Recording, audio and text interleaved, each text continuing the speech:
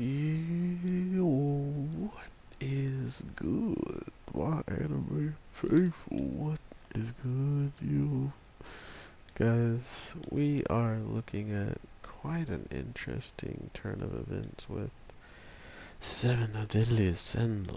Um, I, I don't know, man. Seven Deadly Sins has been, I mean, questionable at points with just the animation. But with how things are playing out and the humans going in the way they are this week, seems like it should be completely and utterly a slaughter fest when it comes down to what the demons have compared to just the humans and the archangels and then the seven deadly sins. Like, to be fair, everybody's grown tremendously, which I guess you could say this show doesn't have a great way of showing that. I mean, I wonder why, because of animation. But they've all grown quite a bit, and by all, I mean Diane, King, uh, Merlin. We just lost the best character in the show, King Arthur.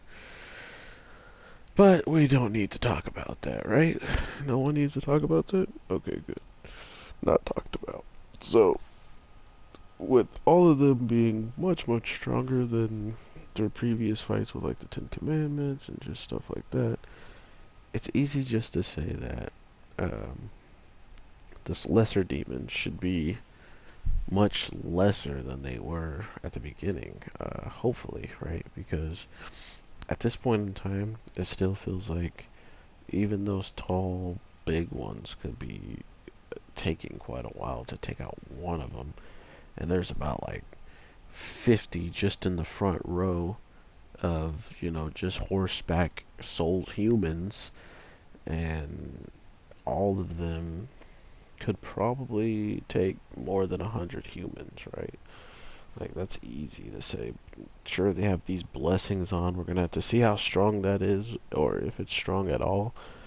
It more or less just seems like they're blood hungry, like they're bloodthirsty, like the archangels were saying. Is they didn't see any of the other humans. They didn't see their wife, families, and stuff at that moment because they're so focused on just fighting. Because that's what not only the spell does, but the way he's using it is in a way to make them just completely and utterly focused on destroying one and only one thing, which we didn't really see that much of in the past. So this must be one of these steps, precautions he's trying to make before going into this battle, knowing that this this battle should be taken very seriously, seeing how the person on the seven deadly sins that was one of the strongest, Meliodas, is gone, and he's your enemy, and he's trying to figure out a way how to get stronger, which he uses a couple of the commandments this week, which I don't know if they're all of them, but it could have no, it couldn't have been all of them.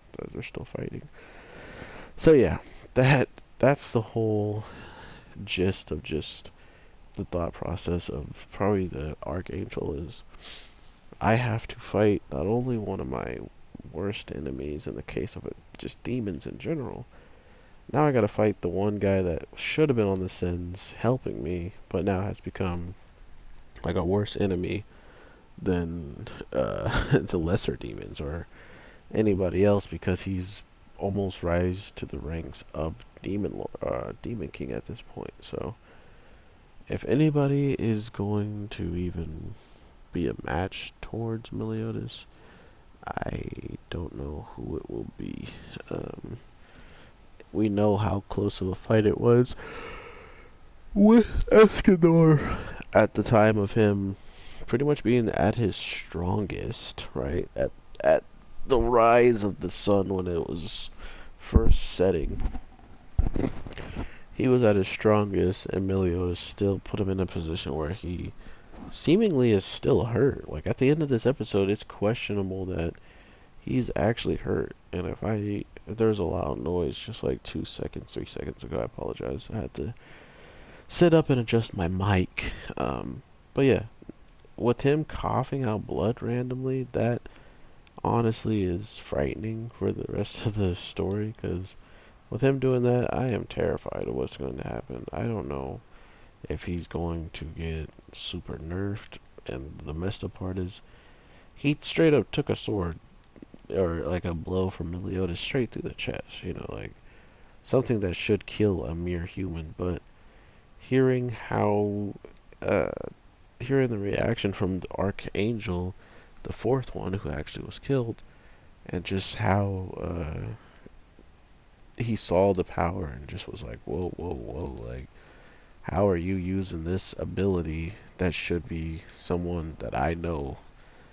And that was enough for me to be like, okay, so this could straight up be an Archangel's ability, but it makes sense why he could recover, but for some reason he still hasn't fully recovered maybe. So that's pretty interesting in my opinion to see if that battle has left him so severely injured that he still hasn't fully recovered, and now he's going to a battle with less than his strength than he actually has that we're going to need him to have. So he might actually not just be the one to hit everybody in the clan and end the whole entire battle, kind of like he did when the Holy War was in sight or whatever, and he just absolutely throws two of the main causes of damage out of the whole entire fray. Just like, okay, well, here's a sun to just get you guys out of here. So goodbye. But with all that being said, everybody, I hope you guys are having an amazing day, night, evening, whatever the case may be. Um, Seven Deadly Sins definitely looked way more polished than it ever has in a while. And if the characters always look like they did when they're standing still and don't have to do much movement, this show would be still a banger. But of course, people have their critiques. I just only critique it because I'm passionate about this show. I want it to be the best it can be, or how it was. But at the end of the day, the story, the overall plot is what I want to follow through with, and just want to see a good ending to, or at least something more than what I've already seen, because I know there's so much going on in the world, and by the time I think I'm recording this, the manga might be over or it might still be going. So there's a chance that the story hasn't even ended, and because the story hasn't even ended, there's stuff that if I just drop it, I might lose interest in not even picking it back up. So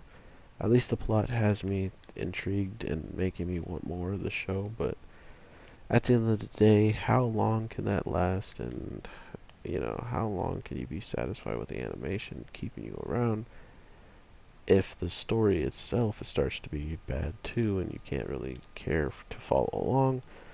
What does that then make you feel, even then? So with all that being said, I'll talk to you guys in the next one.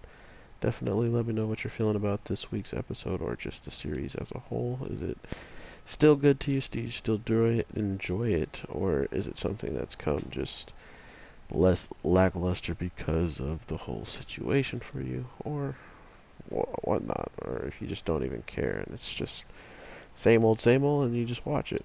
So, take care, everybody, and I'll talk to you next one. I'm your boy, the Anime G. I'll talk to you later. Peace.